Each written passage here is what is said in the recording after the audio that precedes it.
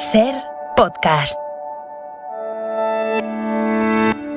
Jesús Callejo, una temporada más. Bienvenido de nuevo a Ser Historia. ¿Qué tal, Nacho? Pues qué placer volver a reencontrarnos, ¿no? En este foro histórico que es ni más ni menos que Ser Historia. Pues fenomenal, sobreviviendo al calor y, por supuesto, pues presto y dispuesto para esta nueva temporada. 15 temporadas. Comenzamos hoy precisamente la 15ª temporada de Ser Historia, con un montón de historias, un montón de novedades, un montón de nuevos temas, pero uno de los clásicos, ¿no?, desde casi el principio del programa, es este cronovisor, que imagino, como dice siempre Jesús, las tuercas de la máquina están perfectamente engrasadas y ajustadas para comenzar a realizar viajes maravillosos en el tiempo, ¿no? Hombre, ya nos hemos encargado que los engranajes, vamos, me río yo de la máquina antiquitera.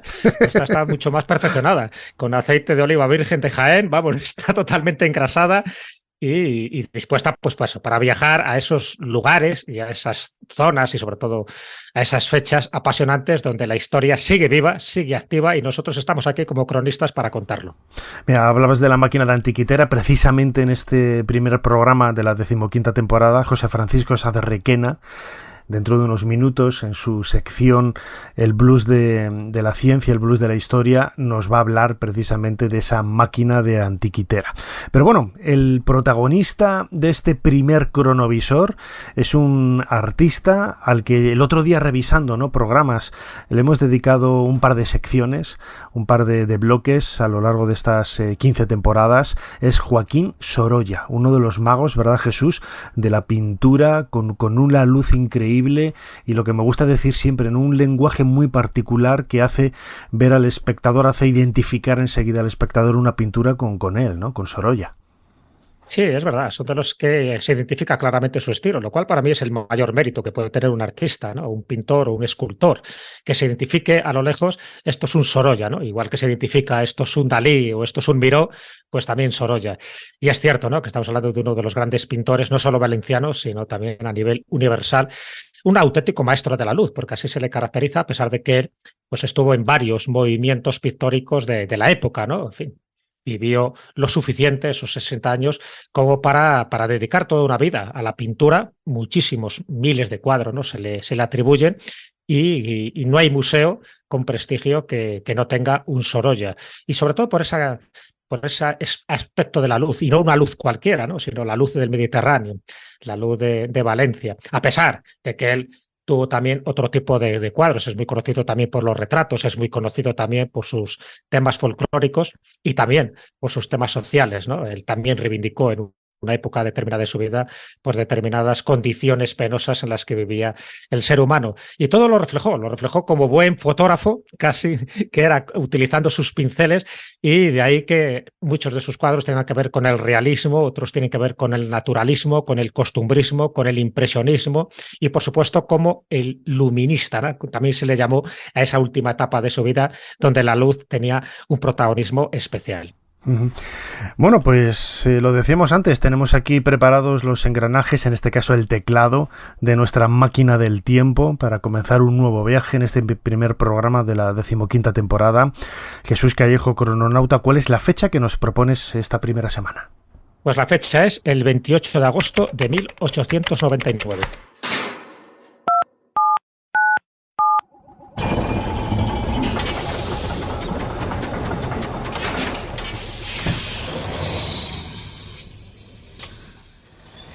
Adelante, pasen. Jesús Callejo les está esperando junto al cronovisor.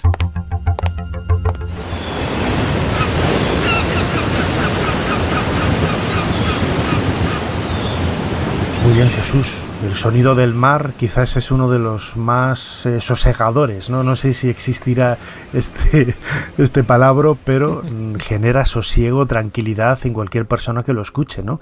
E imagino que la persona que tenemos ahí delante con el caballete es nuestro amigo Joaquín Sorolla. Pues mira, estamos en la playa del Cabañal, es decir, del Cañaveral, al sur de la Malvarrosa, que normalmente los valencianos la llaman popularmente Las Arenas, por el antiguo balneario que hubo aquí. Pero claro, en este momento, en 1899, en esta playa, donde Sorolla la vemos con su caballete pintando a unos niños que se están sumergiendo en el agua, pero ves que hay niños tullidos, hay niños que van con sus muletas. Además, incluso hay un fraile, ¿no?, que parece que les está ayudando a entrar en el agua.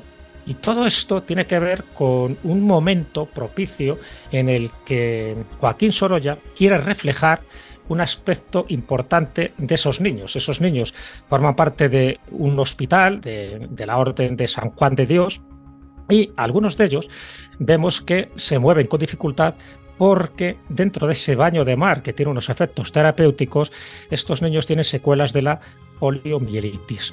Es decir, que es la primera vez en la historia de la pintura en España y posiblemente a nivel mundial que se está representando a estos niños que normalmente no se solían representar porque, en fin, daban como mal rollo, ¿no?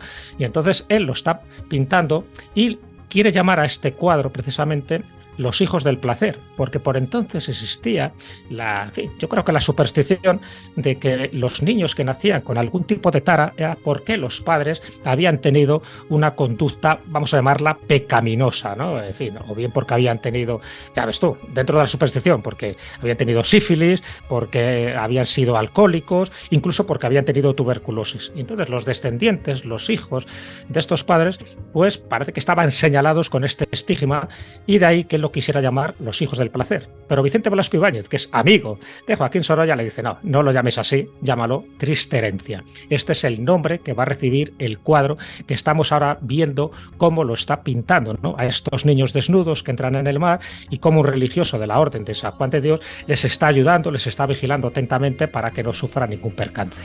Fíjate que estamos no tan al comienzo, ¿no?, porque aquí ya tiene 36 años Sorolla, pero ya es un reconocido artista, ha marcado, como decíamos antes, ese lenguaje tan particular, y siempre acercándose a lo más mundano, a lo más cotidiano, a lo más normalizado de aquella sociedad. Sí, porque es que en esta etapa, fíjate que es verdad que ya tiene unos años, pero bueno, era ya conocido, por supuesto, a nivel nacional, ya había obtenido distintos premios. Aquí con este cuadro importante, ¿no?, porque va a obtener el premio del Grand Prix, que tiene que ver con la Exposición Universal de París, que se va a celebrar el próximo año, en el año 1900. En el año siguiente, 1901, obtiene la medalla de honor de la Exposición Nacional de Bellas Artes en España, etcétera. Es decir, que este cuadro le va a dar un prestigio no solo nacional, sino a nivel internacional. Pero atentos, este es el último cuadro que Sorolla va a pintar con un tema de temática social o de crítica social. Ya había pintado otros anteriormente, como Otra Margarita, como Trata de Blancas, o el de Aún dicen que el pescado es caro, ¿no?, que hace referencia precisamente a una obra de Vicente Velasco Ibáñez, que un marinero que está agonizando y que luego encima dicen que el pescado todavía es caro, a sabiendas del peligro que corren los marineros. Bueno, pues este, en concreto, Triste herencia, el que hemos visto pintar en esta playa del Cabañal, sería el último, porque él dice, y lo confesó, ¿no?, que sufrió terriblemente cuando lo pintó, que tuvo que forzarse todo el tiempo y que nunca volverá a pintar un tema como este. Y lo cumplió. A partir de ese momento se dedicó a otras temáticas, a otros aspectos, vamos a llamarles, de esa España blanca. Acuérdate que en aquella época se hablaba mucho de las pinturas que tenían que ver con la España blanca o la España negra, es decir, que de alguna forma se intentaba reflejar distintos aspectos, vamos, más o menos positivos o negros, ¿no? La España blanca, evidentemente, sería Joaquín Sorolla, incluso podíamos meter a Santiago Rusiñol. En la España negra, esos cuadros tenebrosos, en fin, un poco plagados de esa superstición de la España decimonónica, podríamos meter a Ignacio Zuloaga, podríamos meter a José Gutiérrez Solana o podríamos meter a Darío de Regoyos. Bueno, pues evidentemente Sorolla fue por otro lado, y eso, fíjate, le supuso críticas, por ejemplo, de Unamuno o de Pío Baroja, que decían que no estaba reflejando la España real de aquel momento, que sí, que muchos colores, que mucho optimismo, que mucha luz, pero que eso exactamente no era la España del momento. Y eso le generó una serie de críticas, para que veas, ¿no?, un poco ese toque también cainita que tenemos en España, de que a un gran pintor incluso le criticaban por reflejar un aspecto luminoso de España. Qué amargaos, ¿no?, podría decir también, aunque destacaron también por otras facetas de la cultura, ¿no? pero qué amargaos con este tipo de comentarios. Fíjate, Jesús, vamos a recuperar del archivo de Ser Historia un fragmento de una entrevista que hicimos a la directora del Museo Sorolla en Madrid, Consuelo Luca de Tena, en donde nos va a hablar precisamente de la magia de su pintura, de esos detalles técnicos, de esa luz, de esos colores que marcaron, como decíamos al principio, toda la tendencia artística de Joaquín Sorolla. Y si te parece, después de escucharlo, luego retomamos nuestra conversación. Él hizo un tipo de pintura muy personal, siempre se le ha relacionado con el impresionismo, y él no es exactamente un pintor impresionista, pero él reconocía su filiación y desde luego nunca hubiera sido posible un Sorolla sin el impresionismo y el posimpresionismo, que Sorolla llegó a conocer muy bien porque él iba muchísimo a París. Él siempre decía que había que ir a París a ver lo que pasaba, ¿no?, en el mundo de la pintura, que allí es donde se cocía todo lo importante. Y él estuvo muy atento a todo lo que pasaba, y absorbía mucho. Él nunca se apuntó a las vanguardias, digamos, ¿no? Nunca quiso alejarse demasiado de lo que verdaderamente le fascinaba, que era representar lo que veía en sus ojos. Simplemente el espectáculo de la naturaleza le emocionaba hasta las lágrimas algunas veces, ¿no? Entonces por eso nunca quiso. Las vanguardias se iban alejando de la transcripción literal de la realidad, y Sorolla no quería, o sea, quería hacer su interpretación, lógicamente, pero dentro de un mundo naturalista. Él siempre se definió más como un naturalista que otra cosa. Le gustaba pintar cosas vivas, cosas en movimiento, y pintarlas bajo la luz natural. Él decía que había que pintar deprisa porque todo se mueve, y aunque algo esté quieto, como se mueve el sol, pues hay que correr para coger el momento de la luz, ¿no? Él llegó a desarrollar una técnica muy rápida, ¿no?, muy abreviada, y ya al final de su vida, por ejemplo, hace unas pinceladas tan largas y tan gruesas, ¿no?, para digamos, atrapar ese momento muy deprisa, ¿no?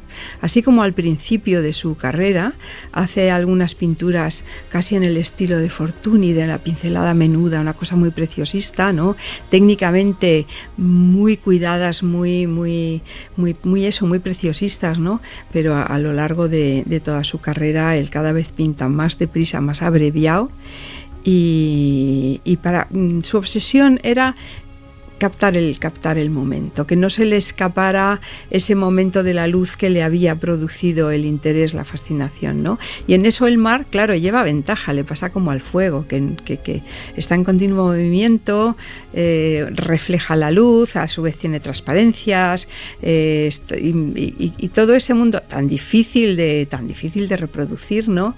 Para Sorolla era un desafío continuo y verdaderamente de captar aquello, ¿no?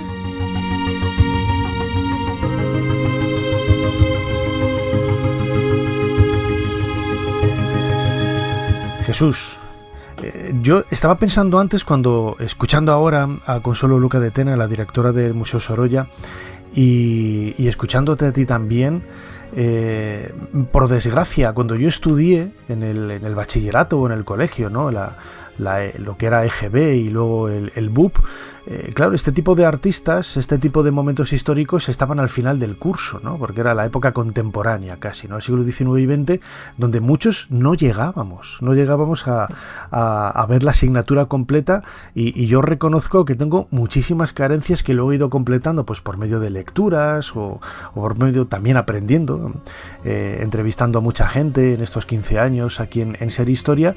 Pero por desgracia yo creo que Sorolla no es tan conocido como otros pintores, por ejemplo del barroco, como Velázquez, Murillo, en donde quizás se ha hecho más hincapié en ellos, ¿no? Es cierto que Sorolla es un pintor internacional, como vamos a verlo ahora, pero quizás no es tan conocido, ¿no?, como los grandes pintores anteriores del barroco, y también quizá, ¿no?, pues por hablar de esos temas temas tan poco agradables, ¿no? También lo comentábamos ahora en este primer cuadro, cuando viajábamos a la playa para poder descubrirlo, ¿no? Al personaje Triste Herencia, con esos chicos, con las muletas, el fraile, ¿no? Atendiéndolos, etcétera.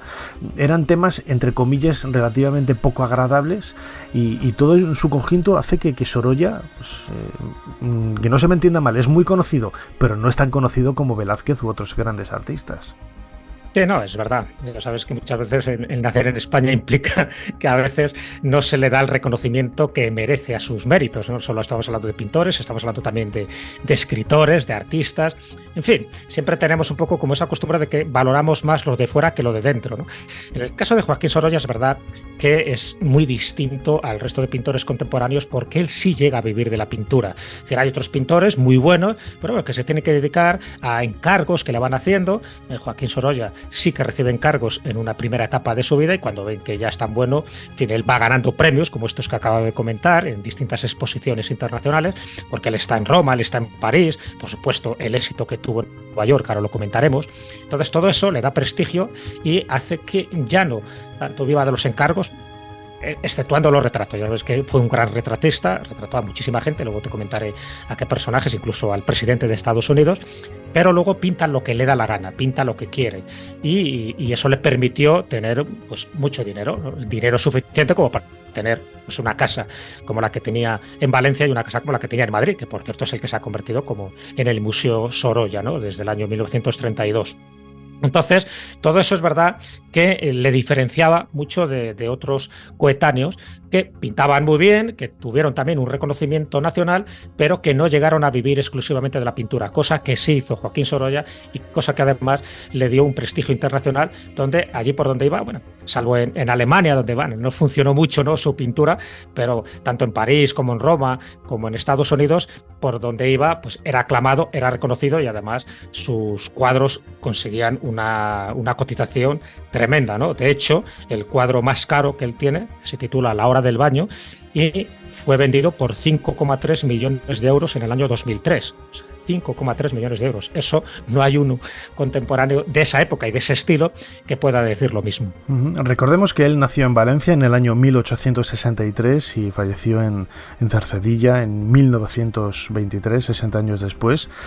Y quizás el salto, lo comentabas ahora, ¿no? Roma, París, pero sobre todo Nueva York, es el salto a América, el salto a Estados Unidos, lo que marcó esa internacionalidad, ¿no?, de Sorolla, que si bien luego lo escucharemos en un nuevo corte de Consuelo Luca de Tena, que nos habla en profundidad de este aspecto internacional de Sorolla, pero su paso por Estados Unidos fue quizás el marchamo final, ¿no?, que marcó no solamente el concepto de una pintura con un lenguaje, insisto, muy particular, una belleza inigualable, sino también el reconocimiento mundial, el reconocimiento internacional. Ahí Estados Unidos fue clave, ¿no? Fue clave, y sobre todo el conocer a una persona que al final un poco pues actuó de mecenas de él, ¿no? Y que fue precisamente el fundador de la Sociedad Hispánica de América. Me estoy refiriendo a Archer Milton Huntington. Entonces, claro, conocerle a él, una persona que era, pues bueno, pues uno de los grandes millonarios, pero no solo millonario, sino además una persona muy sensible con el arte, ¿no? Era bibliófilo, era arqueólogo, filántropo, hispanista, poeta, y en 1904 había fundado esta Sociedad Hispánica de América, cuya sede estaba en Nueva York. Conoce en uno de los viajes, una de las exposiciones que hace Sorolla, se conocen personalmente, y ni corto ni perezoso le encarga pues la gran obra de su vida, por decirlo así. Mira que ya por entonces Sorolla era muy conocido, estamos hablando del año 1912, ¿no? Él hace varios viajes a Estados Unidos, el primero lo hace en 1909, pero es en 1912 donde se crea esa amistad, pero además ese contrato, bueno, casi millonario, estamos hablando de $150,000 de la época, que él cobra por un encargo muy determinado, que es hacer lo que se llamaba popularmente la visión de España, ¿no? La visión de España es recoger distintas regiones de España en 14 murales, en 14 lienzos, de un tamaño tremendo. Fíjate cómo serían este tamaño que le dijo Huntington a Sorolla. Dice, tú primero pinta los cuadros en función de la dimensión que tenga, yo te hago el edificio. O sea, que la sala estaba un poco a disposición de lo que él quisiera pintar. Bueno, pues en ese momento Sorolla empieza con una nueva etapa. Él ya había probado distintos estilos, como el postimpresionismo, en fin, todas estas escenas de desnudos. Él estaba, por ejemplo, muy influenciado también por Velázquez, ¿no? Cuando estuvo la primera vez en Madrid, lo primero que hizo fue ir al Museo del Prado y lo primero que le impresionó fue Velázquez, ¿no? Entonces, tanto los Cristos como los desnudos que él hizo posteriormente, pues hay una influencia clarísima de Velázquez. Pero bueno, en ese momento él no tenía un estilo propio, por decirlo así, y mira tú por dónde, Huntington lo que le propone es crear un estilo, bueno, no crear, sino conseguir un estilo costumbrista, ni más ni menos que folclórico. Recorre las ciudades de España, aquellos lugares que a ti te parezcan interesantes, los retratas y aquí los vamos a exponer, porque claro, él era hispanista, lo que quería era que hubiera una representación de España. Qué mejor que con Joaquín Sorolla y qué mejor que con distintas escenas tradicionales, folclóricas de España, y se pone manos a la obra, empieza a viajar por todo el país a partir de 1912 y empieza a pintar. Evidentemente no le da tiempo a recorrer todas las regiones españolas. De hecho, no está representado Asturias, no está representado Murcia, no está tampoco representado Baleares ni Canarias y tampoco está representado León. Por favor, sí Joaquín, no te lo vamos a perdonar. Joaquín, no, Joaquín, por favor. Joaquín. Pero bueno, dentro de esos 14 murales sí que intentó reflejar, claro, en la medida que él podía. Dinero tenía, por supuesto, tiempo tenía, pero bueno, no le dio la vida, ¿no? para todo. Y ahí está reflejado esa galería de Visión de España, un poco lo que se llama el Prado en miniatura, que estaría en lo que es la biblioteca de esta sociedad, ¿no? De la Hispanic Society en Nueva York.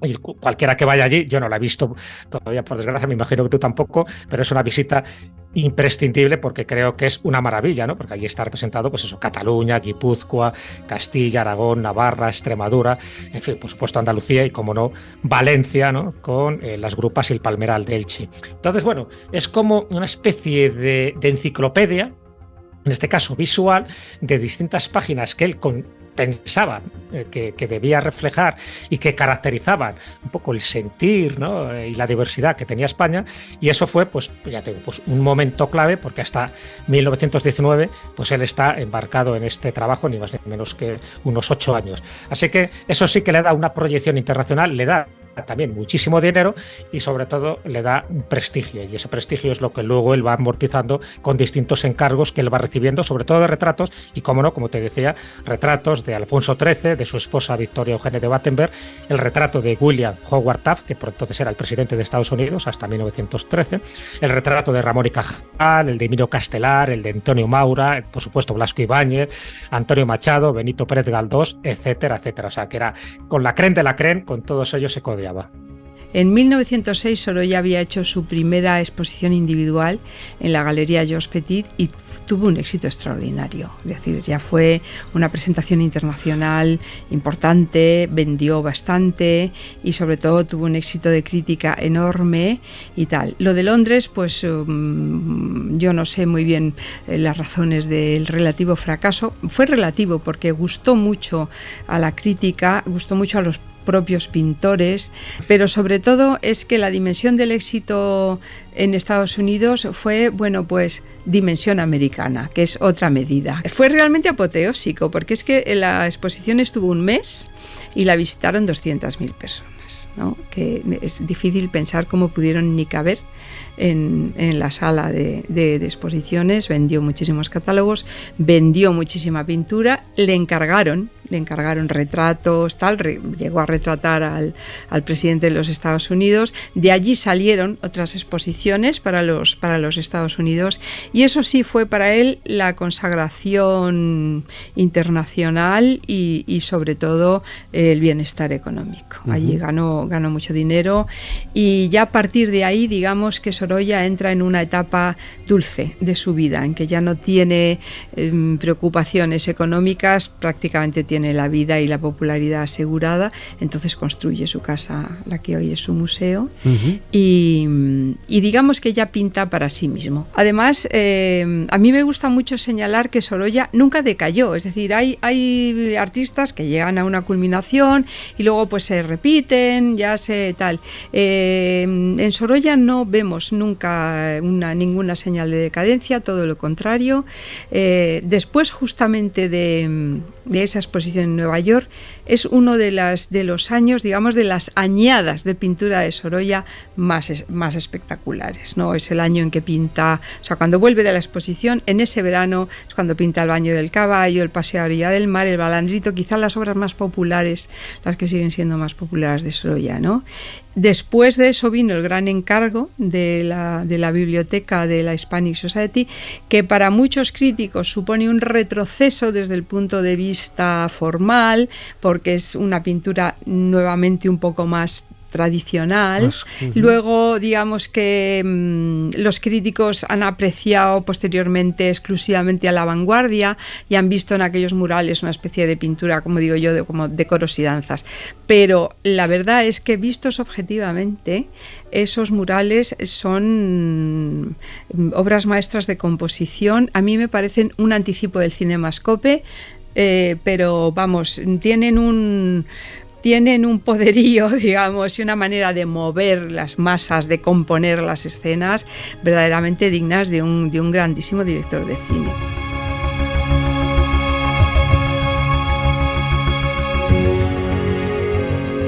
Escuchábamos ahora un nuevo fragmento de esa entrevista que hicimos hace unos años a Consuelo Luca de Tena, directora del Museo Sorolla, en donde se nos hablaba precisamente de lo que estaba presentándonos, ¿no?, Jesús Callejo, nuestro crononauta, en los últimos minutos, esa faceta más internacional y esa popularidad. Estaba pensando yo, $150.000 es mucho dinero ahora, pero imagínate en aquella época, hace más de un siglo, era una barbaridad de dinero, ¿no? Y Jesús, fíjate, él fue de los pocos artistas, ¿no? Porque en la historia de la pintura siempre encontramos más miserias que grandes fortunas, ¿no?, entre los artistas, y yo creo que Joaquín Sorolla fue de los pocos que pudo amasar, no voy a decir una gran fortuna, pero bueno, mucho dinero con su arte y con su pintura. Tener esa maravillosa casa, por ejemplo, en Madrid también, lo que hoy es el Museo Sorolla, en contraposición con otros artistas que vivían en circunstancias mucho más precarias.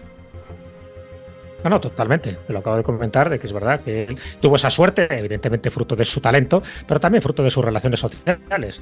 Él caía bien, era una persona muy sociable y no tenía ningún tipo de problema en hacer cualquier encargo que le pidieran. De hecho, regaló muchísimos cuadros, ¿no? Y regaló muchísimos cuadros a sus amigos. Uno de sus amigos era Mariano Benjuri, otra de las personas, también otro de los artistas geniales, ¿no?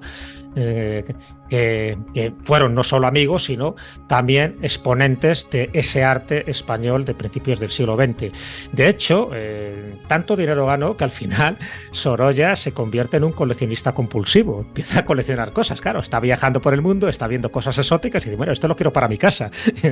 Y él, en sus viajes y sobre todo pues en Estados Unidos, pues él va, pues eso, comprando adornos de cerámica, va comprando, pues, cantidad de cosas que a él le llaman especialmente la atención, ¿no? Sobre todo platos, vasijas. Fíjate, una de las cosas que se tiene y que además se puede ver en el Museo Sorolla, en ese estupendo museo que podemos ver en Madrid, ¿no? En la avenida de General Martínez Campos. Bueno, pues una de las cosas que tiene es una lámpara de Tiffany's, porque él se hizo amigo del hijo del fundador de Tiffany's y tiene lámparas de tulipas amarillas que le encantaba, ¿no? Con la marca Tiffany's. También, igual que tiene cerámicas de Manises, de Paterna. En fin, incluso pilas de agua bendita. Le interesaban mucho, le gustaban mucho las pilas de agua bendita y las fue coleccionando. Bueno, todo esto indica, el que fuera un coleccionista, indican dos cosas. Primero, que tenía buen gusto y segundo, que tenía dinero para poder comprarlo. Con lo cual, a lo largo de sus viajes y, por supuesto, las cartas que escribía siempre a su mujer, ¿no? A Clotilde, donde le decía lo que comía en cada momento, le enviaba el menú, en cada menú aparecía como un dibujito suyo, ¿no? Algún gráfico, todo ese tipo de cosas. Esas cartas se siguen conservando y que forman parte, pues, de esa vida diaria, de esos acontecimientos que él fue viviendo, de las personas que fue conociendo, porque todas las personas de un ámbito cultural determinado querían conocerle, querían saber quién era, incluso intentaban comprar algún cuadro que se lo regalara. Bueno, pues todo eso lo consiguió Joaquín Sorolla y fue, ya te digo, una persona muy apreciada, muy querida. Es decir, a pesar de de estas de Pío Baroja o de Unamuno, como te acabo de comentar, pero iban un poco más porque eran contrarios a la visión optimista que daba de España. De hecho, Unamuno a sus pinturas, es decir, a sus cuadros de color, de esa luz del Mediterráneo, lo llamaba pinturería, o sea, que un poco despectivo, ¿no? Estas son pinturerías. Bueno, en fin. Qué horror. Unamuno era así de gracioso y mala gracia en este sentido, ¿no? Pero sin embargo tuvo a muchísima gente que le apoyó, como Azorín, por ejemplo. Es verdad que todos los que estaban en el ámbito alicantino y valenciano pues, apreciaban muchísimo más su pintura porque lo conocían muchas veces desde niño y sabían pues todo lo que podía dar de sí. Sé que ese era Joaquín Sorolla, desde luego una de las personas que fue un poco representante de ese luminismo, como así le han querido determinar, ¿no? Ese estilo de la última etapa de su vida, pero que prácticamente tocó todos los palillos artísticos, los retratos, los autorretratos, no los olvidemos, y por supuesto pues toda esa serie de la sociedad hispánica de América, que son una preciosidad y donde queda muy, muy bien reflejado lo que eran las costumbres y las fiestas populares de aquel momento. Yo recuerdo ahora que decías esa crítica a la luz, ¿no? Y al divertimento, entre comillas, ¿no? Que caracteriza algunas de las pinturas de Sorolla, pero yo recuerdo el año pasado, 2022, una exposición Sorolla en negro, precisamente en el Museo Sorolla de Madrid, en donde se presentaban pues cuadros que a bote pronto podríamos pensar que están alejados, ¿no? de ese estilo tan particular. Son retratos de hombres y de mujeres vestidos de negro, situaciones un tanto pues más tristes, ¿no? más convulsas de la sociedad, de rostros desencajados. Es decir, tenía también su parte oscura, ¿no? en ese sentido, tal y como se veía en esta exposición. Y una pregunta que a lo mejor te pillo con el pie cambiado, no pasa nada, Jesús, porque no habíamos hablado de ello, pero en el cronovisor siempre nos gusta hablar de misterio. Yo no sé si hay algún misterio relacionado con la figura de Sorolla. Fíjate que es una época, ¿no? Es una época finales del siglo XIX y comienzos del XX, donde proliferan una serie de acontecimientos como el espiritismo, la magia, y él, como hombre intelectual, estoy convencido, ¿no? De que de alguna forma u otra tuvo quizás conocimiento o alguna cercanía a este tipo de cosas. Seguro que sí, porque era lo más natural en la época. Sí, era lo más natural. Y mira que lo he buscado, lo he buscado. Pero es verdad que no he encontrado, por lo menos nada evidente, de que él estuviera pues metido en alguna de estas investigaciones psíquicas que había en aquel momento. Sí estaba muy interesado en las investigaciones científicas. De hecho, tiene un cuadro del año 1897 de Luis Simarro, donde está tratando un poco el proceso de investigación que lleva a cabo en su laboratorio. O sea, que todo lo que era un poco científico, en fin, todo lo que supusiera una investigación en el campo de la medicina, y sobre todo de dar a conocer, ¿no? Nuevos hallazgos, él sí que estaba muy interesado en todo esto.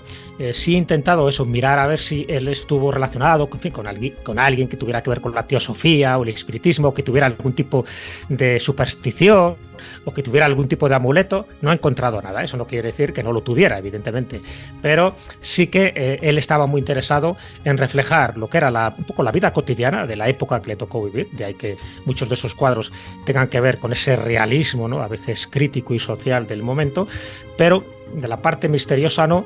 Sí, si excluimos un poco, pues estaba muy interesado, por ejemplo, con las obras de Blasco Ibáñez. Y por supuesto tiene una amistad profunda. Blasco Ibáñez era masón, ¿de acuerdo? Entonces, bueno, no sé si él pudo haber estado interesado en la masonería, no te lo puedo decir, pero desde luego esa amistad fue muy profunda y es lo que hizo que estuviera, sin ninguna duda, interesado en lo que hacía Blasco Ibáñez, ¿no? En esas tenidas, en esas logias en donde él participó. Por ahí sí que podría ser. Y luego, pues un poco reflejado. Hay un cuadro que a mí particularmente me llama mucho la atención y que no es muy conocido, de Sorolla, que se titula Otra Margarita, ¿no? Dentro de esa etapa de temática social.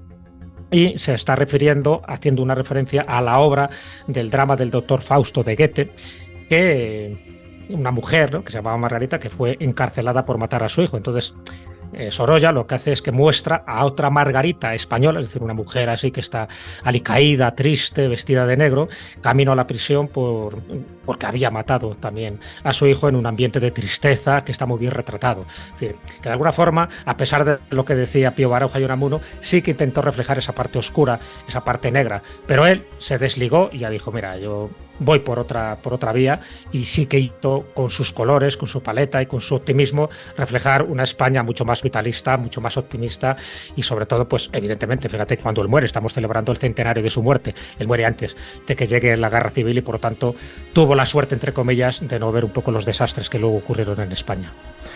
Bueno, pues la magia de Joaquín Sorolla, con eso nos quedamos, con el color, la luz, aunque a Unamuno no le gustara, desde luego que lo convirtió en un artista, en un pintor muy, muy especial. Y eso es lo que hemos querido recoger, como decía Jesús Callejo ahora, en ese centenario que estamos celebrando de la muerte, del fallecimiento de Joaquín Sorolla en Cercedilla en el año 1923. Jesús Callejo, crononauta, una temporada más, un año más, como siempre, muchísimas gracias por habernos ayudado a hacer un poquito más de historia. Pues nada, Nacho, un placer, como siempre, hacer este primer programa, que ya sabes que es el pistoletazo de salida de esta niña bonita, ¿no? de la 15ª temporada, y por supuesto, pues seguiremos sorprendiendo a todos nuestros oyentes con más episodios donde el misterio y la historia siempre se aunan. Suscríbete a Ser Historia. Todos los episodios y contenidos adicionales en la app de Cadena Ser y en nuestros canales de Apple Podcast, Spotify, iVoox, Google Podcast y YouTube. Escúchanos en directo en la Ser los domingos a la 1:30 de la madrugada. Cadena Ser. La radio.